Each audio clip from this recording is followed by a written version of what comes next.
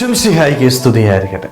വിശുദ്ധ യോഹന്നാൻ അറിയിച്ച സുവിശേഷം 12-ാം അധ്യായം 2-ാം വാക്യം.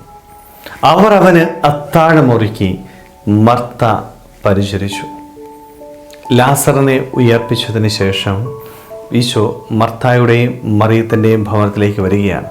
അവർ അവനെ സ്വീകരിക്കുന്നത് നമ്മൾ കാണുന്നുണ്ട്. ഇതിനുശേഷം ഉടനെ എന്താണ് നടക്കുന്നത്? ജെറുസലേമിലേക്കുള്ള രാജകീയ പ്രവേശനമാണ്. അവൻ പീഡാസഹനത്തിലേക്ക് പ്രവേശിക്കുന്നതിന് മുൻപ് മർത്ത അവനെ സ്വീകരിച്ചു.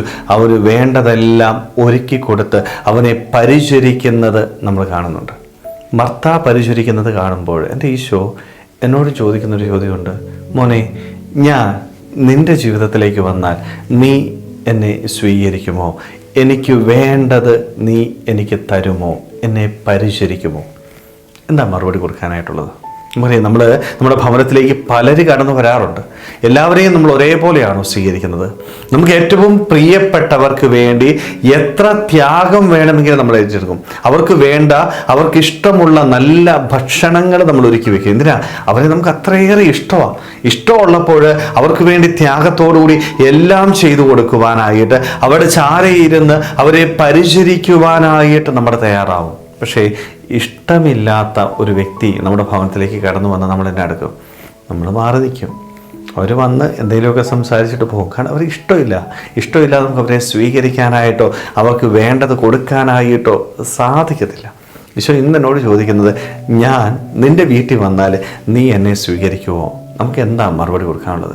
ഈശോയെ ഞാൻ സ്വീകരിച്ചു, അവന് വേണ്ടത് കൊടുക്കണമെങ്കിൽ എൻ്റെ ജീവിതത്തിൽ ഞാൻ എൻ്റെ ദൈവത്തെ സ്നേഹിക്കണം. ഈശോയെ ഇഷ്ടമുണ്ടെങ്കിൽ മാത്രമേ അവൻ ആവശ്യപ്പെടുന്നത് കൊടുക്കുവാനായിട്ട് നമുക്ക് സാധിക്കത്തുള്ളൂ. ഈശോയ്ക്ക് കൊടുക്കാൻ പറ്റണം കേട്ടോ. നമ്മുടെ ജീവിതത്തിൻ്റെയൊക്കെ ലക്ഷ്യം എന്ന് പറയുന്നത് ഈശോയെ സ്വീകരിക്കുക. കാരണം ഈശോ ദാനമായിട്ട് നൽകിയതാ എൻ്റെ ഈ ജീവിതവും എനിക്കുള്ളതൊക്കെയും.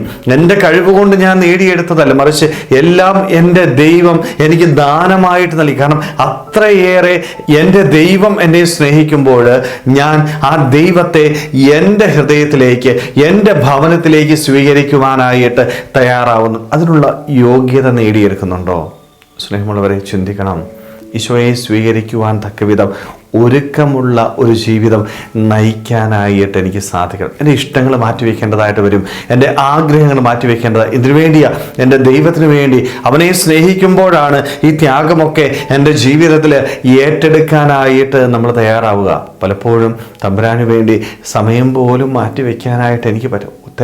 ഓടി നടക്കുകയാണ്, പ്രാർത്ഥിക്കാറില്ല, വിശുദ്ധ കുർബാനയിൽ പങ്കെടുക്കാറില്ല, ഈശോയോട് സംസാരിക്കാറില്ല. പിന്നെ എങ്ങനെയാണ് ഈശോയെ എൻ്റെ ഭവനത്തിലേക്ക്, എൻ്റെ ഹൃദയത്തിലേക്ക് സ്വീകരിക്കാനായിട്ട് എനിക്ക് സാധിക്കുക?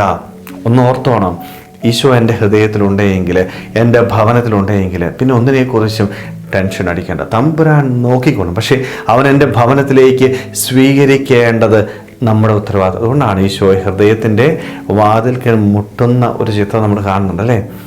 മുട്ടുന്നുണ്ട് ഈശോ. തുറന്ന് സ്വീകരിക്കുക എന്നുള്ളത് എൻ്റെ സ്വാതന്ത്ര്യമാണ്. നമ്മൾ ആ സ്വാതന്ത്ര്യം എപ്രകാരമാണ് വിനിയോഗിക്കുന്നത്? ഈശോയെ ഞാൻ എൻ്റെ ഹൃദയത്തിലേക്കും എൻ്റെ ഭവനത്തിലേക്കും അതുകൊണ്ടാണ് എൻ്റെ ജീവിതത്തിലെ ഏറ്റവും പ്രധാനപ്പെട്ടത് എൻ്റെ ദൈവമായിരിക്കണം.